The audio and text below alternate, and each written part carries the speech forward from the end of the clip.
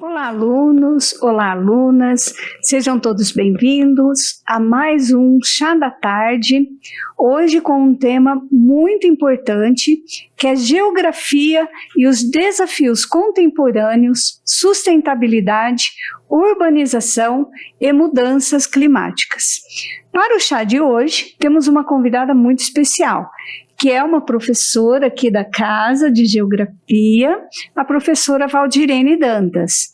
Ela é mestre em Desenvolvimento Local pelo Centro Universitário Augusto Mota, possui graduação em Comunicação Social pela Universidade de Mogi das Cruzes, pós-graduação em Gestão Executiva e Negócios e Gestão da Qualidade. É auditora líder em processos de qualidade, segurança e saúde ocupacional e meio ambiente. Atualmente é professora no Centro Universitário Cidade Verde. Tem experiência em processos de gestão e mapeamento de processos que envolvem essa estrutura, adicionando sustentabilidade e responsabilidade social. Em organizações, atua na padronização e mapeamento de processos, indicadores, endomarketing, adequação, legitimização, integridade e confidencialidade de informações. Atua na implantação e controle de programas de ações corretivas, preventivas e não conformidades. Aplica projetos de educação voltados ao Pacto Global, Objetivos de Desenvolvimento Sustentável e Economia Circular e atua também no diagnóstico e implantação de melhorias e projetos ambientais organizacionais. Nossa, Val, vou precisar até de um trava-língua para poder ler o seu currículo. Mas é bem de acordo, né, Magda, com o tema que nós vamos trabalhar hoje, né?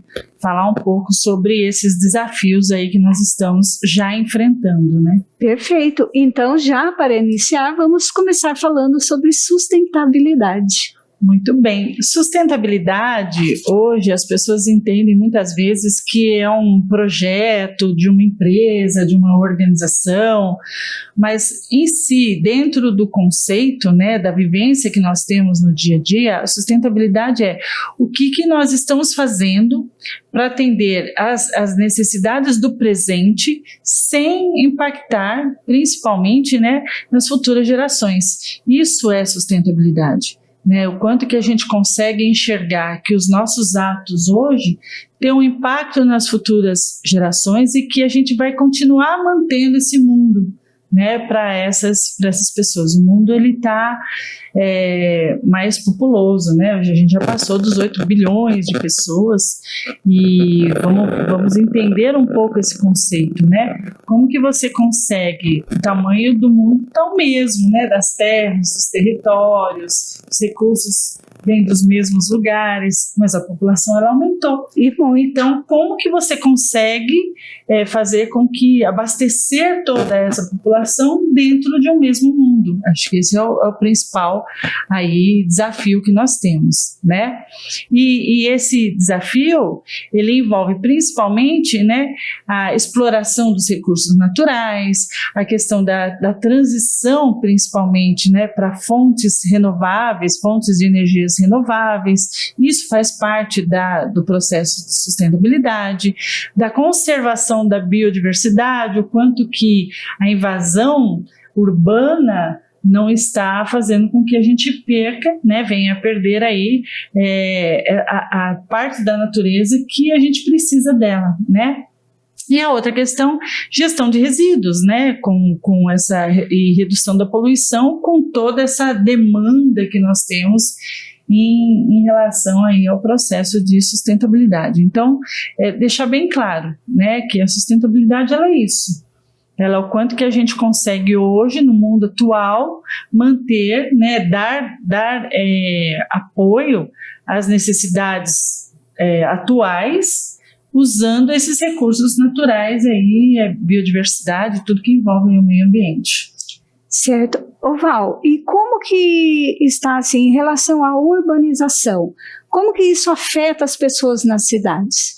Então, com essa demanda, né, com o aumento da urbanização, as pessoas elas chegam nos territórios e elas querem um ambiente, né, para que elas vivam melhor, tenham qualidade de vida. Então, muitos dos projetos que a gente vê, políticas públicas, eles são voltados para isso, né, justamente para que você, ao fazer a escolha para se viver num centro urbano, você tem que dar todo esse suporte, hospitais, transporte, né, qualidade de vida, habitação, né, então, e isso requer todo um planejamento, né, para que você possa fazer esse processo, pensar nesse processo, também cobrar e questionar, a gente vê aí que com isso acontece um crescimento descontrolado das periferias, porque as cidades elas não estão preparadas para isso. Você vê a questão de sanitária também, que isso impacta, né? A desigualdade social também, que acaba sendo desigual, na verdade, né? Não há um equilíbrio, né? Segregação também espacial. Você vê muitas vezes nas cidades o investimento é maior no centro, você vê aonde às vezes é um local turístico, onde você percebe que é quase como se fosse uma maquiagem, né? E também problemas ambientais, como poluição, esgotamento dos recursos naturais, dependendo da cidade. Então, você não está preparado para isso. E algo que, assim, que chama muito atenção seria a sobrecarga, principalmente na infraestrutura dessa cidade, né? A questão do transporte é algo muito grave, assim, porque você, vias públicas, né? As mudanças hoje também dos tipos de transporte acaba impactando nesse processo. Então, essa falta de infraestrutura, por isso que algumas cidades elas fazem chamado plano diretor. O plano diretor, ele é justamente para aquelas cidades que já têm consciência do seu papel, os políticos têm consciência do seu papel, e eles fazem um planejamento para as cidades a longo prazo, né, já pensando em questões ambientais, de engenharia, né, toda uma infraestrutura, pensando nessa mobilização toda que envolve a população local. E a forma como a gente está tratando o nosso planeta hoje influencia nessas alterações climáticas? Olha, Magda, uma das coisas mais preocupantes hoje, a gente já está sentindo isso, né? Quando a gente vê toda essa questão do avanço das águas, quando a gente vê os focos nós estamos passando isso com a respiração, nós com o ar, né? Chegando a densidades como no deserto, né? A gente está sentindo, a saúde já está vendo esse calor excessivo também, então a gente começa a perceber que essa necessidade de conscientização em relação às nossas atitudes, né? E como que a gente consegue isso? É só falando sobre isso, questionando sobre isso, então está faltando água, tá caindo energia toda hora, a internet está faltando, então é um efeito dominó, né? Sim, mas nós não podemos só discutir, né, Val? Não, é tomar realmente atitudes. Existe um programa, que esse até faz parte da minha dissertação de mestrado, que é falando sobre economia circular. É o quanto que a gente consegue reutilizar, né, dentro das indústrias, contratando serviços que utilizem serviços que trabalham essa economia circular, né? Você usando menos dos recursos naturais, ou o que você usa, você reutiliza novamente aquilo. A gente fez alguns trabalhos, por exemplo, aqui na faculdade, no grupo do empreendedorismo, por exemplo, que é buscar serviços de pessoas que já têm essa ideia, por exemplo, lavar carro a seco, sem precisar, né, você utilizar a água. Às vezes, mas sai um pouquinho mais caro. Sai um pouquinho mais caro porque a demanda ainda é pequena. Exato. Né? Então, é a lei da oferta e da procura. Né? Então, como que você consegue fazer reutilizar esses processos. Nós fizemos também com uma sorveteria, por exemplo, né, um projeto aqui, onde era possível que geralmente você compra um pote de sorvete e ele vira depois uma embalagem para você guardar feijão, né, na geladeira. Como você pode reutilizar isso de tal forma? Ou por que algumas empresas, por exemplo, você vê projetos fora do país, que as pessoas, o que é importante para nós? É o produto, não a embalagem, né?